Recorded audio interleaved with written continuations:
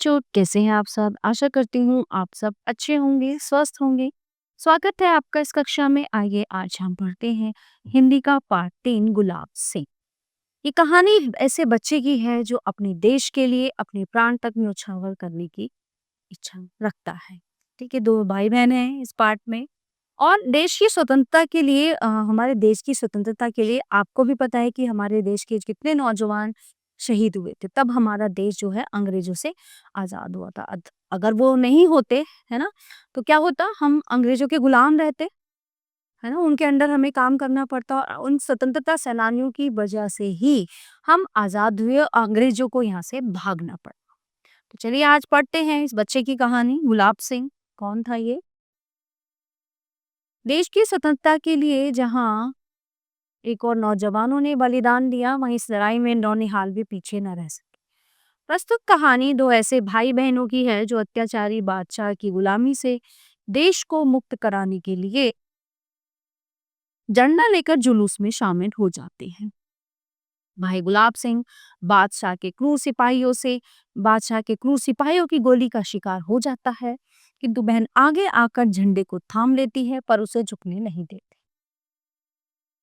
दिन और तारीख की जरूरत नहीं, जब हम अमर अंत की कहानी कहने वाले हैं तब एक दिन और तारीख को पकड़कर क्यों चढ़े।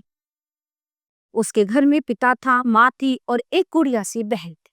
वो सारे घर का दुलारा था। तो किसके बारे में बात हो रही है? गुलाब के बारे में।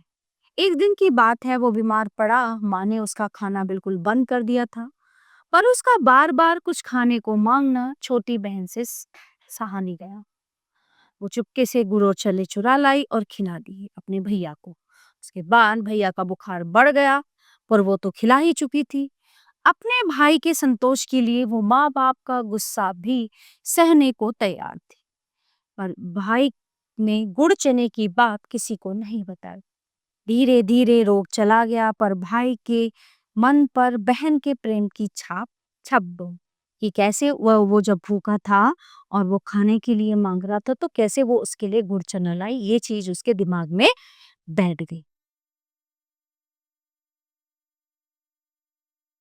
ऐसी एक नहीं अनेक बातें बहन की, माँ की, पिता की उसके मन पर छपी थी। वो कभी उनसे लड़ता झगड़ता भी, पर आंखों के आंसू और मन के रंग उसके मन पर छपे इन तस्वीरों को धो न सके। एक दिन ऐसी हवा बही कि मुरझाए हुए दिलों में नई जान आ गई। ये हवा उमंगों की हवा थी। बड़ा भारी जुलूस निकलना था, कौमी झंडे का जुलूस था वो। पर बादशाह का हुक्म ये था कि जुलूस न निकले। शहर में आतंक छा गया। बड़ा अत्याचारी था वो बादशाह। बड़ा आया बादशाह, क्यों ना निकलेगा जुलूस, क्यों ना निकले हमारा झंडा? भाई ने बहन से कहा। बहन बोली कि कौन है ये बादशाह? तो भैया ने कहा, होगा कोई।" तो बहन ने पूछा, क्यों ना निकले जुलूस, क्यों ना निकले झंडा? तो भाई कटु स्वर में बोला, हमारा देश बादशाह का गुलाम जो है। ठीक है, तो उत्तर था, तब तो जरूर निकलेगा जुलूस। हम जरूर फहराएंगे अपना झंडा। देखते हैं कौन रोकता है हमें। झंडे की तैयारी होने लगी। बहन ने अपनी पुरानी ओढ़नी फाड़कर झंडा बना लिया। लाल हरा रंग भी चढ़ गया। भाई ने उसे अपने खेलने के डंडे से बांध लिया और झंडा तैयार था। अब भाई झंडा लेकर चला। अरे भाई, जाते कहाँ हो, हम भी साथ चलें, बहन आग्रह से बोली। पर बहन, बड़ी दूर जाना है, तुम थक जाओगे। नहीं भैया, नहीं बहन, जुलूस कौन बनाएगा?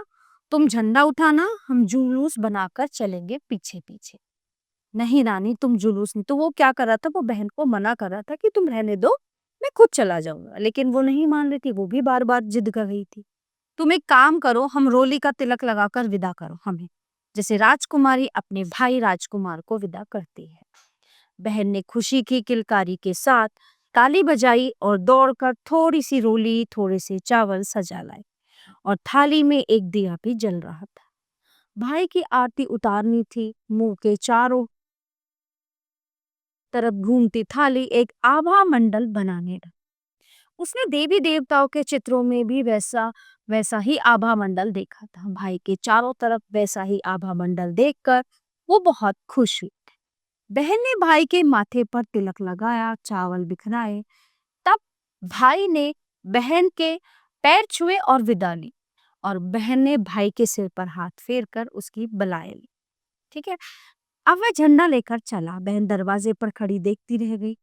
कहानियों की राजकुमारी इस तरह विदा करती है, वह झंडे को लहराते हुए ले जाते भाई को दूर तक देखती रही। कुछ दूर जाने पर बादशाह के सिपाहियों ने झंडे वाले को रोका। वो ना रुका। बादशाह के सिपाहियों ने उस पर गोली चला दी। वो गिर पड़ा, लेकिन उसका झंडा नहीं गिरा, वो उसके हाथ में था। ठीक है, अब होता क्या है, गोली चलते देख कोई उसके पास ना आया।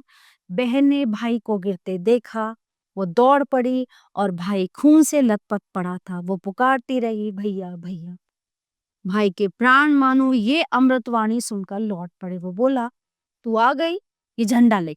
उसने वो झंडा अपनी बहन के हाथ में दे दिया। बहन ने झंडा थाम लिया, भाई चला गया। बहुत रोई पर झंडा हाथ में उठाए रहे। बादशाह के सिपाही मानो गढ़ जीत कर चले गए। लोग भाग आए, उन्होंने भाई की देह उठाई, आगे आगे झंडा लिए बहन चलने लगी। बादशाह का हुक्म था, जुलूस नहीं निकलेगा। जुलूस निकला, झंडा नहीं निकलेगा। झंडा निकला और बड़ी शान से निकला। ये बालक था गुलाब सिंह, जो अपनी सुगंध बिखेर कर चला गया। है ना, तो इस पार्ट से हमें सीखने को मिला कि देखो, इतना छोटा बच्चा और उसके अंदर देशभक्ति की कितनी भावना थी। है ना, तो प्यारे बच्चों, ये पार्ट यहीं पे समाप्त होता है। आशा करती हूँ आपको अच्छे से समझ आया होगा। मिलते हैं अगली कक्षा में। धन्यवाद।